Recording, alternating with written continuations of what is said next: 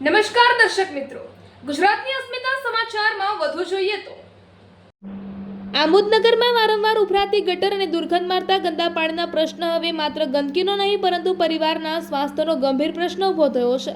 વારંવાર રજૂઆત કરવા છતાં કોઈ કાયમી નિરાકરણ ન આવતા હવે એક જાગૃત નાગરિકે મીડિયા સમક્ષ પોતાની વ્યથા વ્યક્ત કરી નગરપાલિકા તંત્ર સામે ગંભીર સવાલો ઊભા કર્યા છે। નાગરિકે આક્ષેપ કરતા જણાવ્યું છે કે મારી ધર્મપત્ની હાલમાં ખૂબ જ બીમાર છે અને દવાખાનામાં દાખલ છે। ઘરની આસપાસ વારંવાર ઉભરાતી ગંદી ગટર અને ગંદા પાણીના કારણે મારા પરિવારના સ્વાસ્થ્યને લઈને હું ચિંતિત છું। જો આ ગંદકીના કારણે મારા બાળકોના સ્વાસ્થ્ય પર પણ જો કોઈ અસર થશે તો તેની સંપૂર્ણ જવાબદારી આમોદ નગરપાલિકાની રહેશે। નાગરિકના આ નિવેદનથી હવે સમગ્ર મામલો વધુ ગંભીર બન્યો છે, કારણ કે ગટરનું ગંદુ પાણી વારંવાર ઘરના આંગણે પહોંચતું હોવાનો આક્ષેપ છે। દુર્ગંધ અને ગંદકી વચ્ચે પરિવારને રહેવાની ફરજ પડે છે, ત્યારે સ્વચ્છતા અને જાહેર આરોગ્યની જવાબદારી કોની, તેવો સીધો સવાલ હવે ઊભો થયો છે। વારંવાર લિખિત અને મૌખિક રજૂઆતો કરવામાં આવી હોવા છતાં આ સમસ્યાનો કોઈ કાયમી ઉકેલ ન આવતા નાગરિકોએ નગરપાલિકાના ધક્કા ખાવા પડ્યા છે।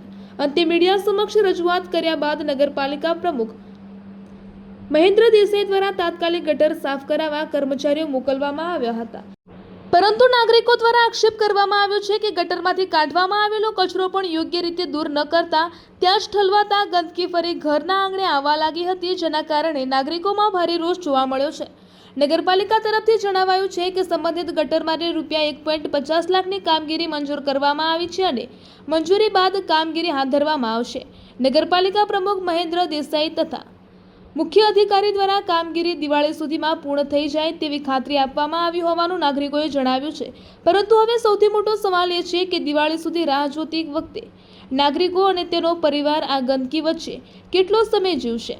તાત્કાલિક ગટર સફાઈ અને કાયમી ગટર વ્યવસ્થા બંને બાબતે નગરપાલિકા દ્વારા ગંભીરતાથી પગલાં લેવાની જરૂરિયાત ઊભી થઈ છે। નાગરિકોએ ચેતવણીભર્યો સવાલ: મારી પત્ની બીમાર છે, બાળકોના સ્વાસ્થ્યને લઈને પણ ભય છે। જો ગંદકીના કારણે બાળકને કંઈ થશે તો જવાબદાર કોણ લેશે? હવે જોવાનું એ રહેશે કે મીડિયા સમક્ષ રજૂઆત બાદ મળેલી ખાતરી માત્ર આશ્વાસન પૂરતી રહેશે કે પછી આમોદ નગરપાલિકા ખરેખર આ ગટર સમસ્યાનું કાયમી નિરાકરણ લાવે છે। અત્રે ઉલ્લેખનીય છે કે ખાસ કરીને બાળકોના સ્વાસ્થ્ય અંગેની ચિંતા અને નગરપાલિકાની જવાબદારી અંગે નાગરિકોનું નિવેદન સ્પષ્ટ રીતે મૂકવું યોગ્ય રહેશે। सैयद एजाज हुसैन, मारे गटરની બાબતે નગરપાલિકામાં મેં લગાતાર અરજી કરેલી છે, પણ મારું કોઈ સાંભળતા નથી।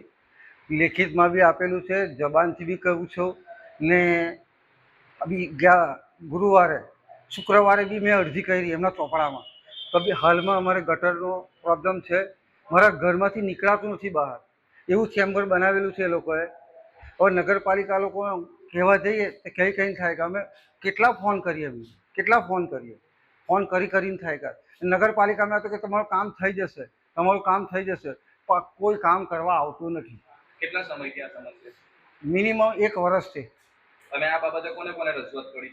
સાધુભાઈ, મહેન્દ્રસિંહ, ઉમેશ પંડ્યા, રહીશ રંગુની, બધાને જ મેં જાણ કરેલી છે।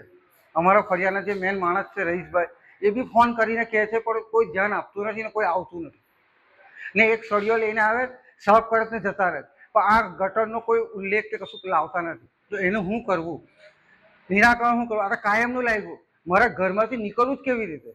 બીજું કે ઓવરફ્લો થાય તો મારા ઘરમાં, મારા આંગણામાં એટલું ગંદકી થાય, એની કોઈ બીમારી થશે તો મારા ઘરમાં અભી હાલમાં મારી વાઈફ દવાખાનામાં છે, તો એને કશું થઈ જશે, એની જવાબદારી નગરપાલિકાની રહેશે। આવનાર સમયમાં તમે શું કરશો? હું આવનાર સમયમાં એવું કરીશ કે ચેમ્બર બંધ કરી દઈશ ને મારી વાઈફને કે મારા ઘેર છોકરાને કશું થયું બધું નગરપાલિકાના સિરે નાખીશ।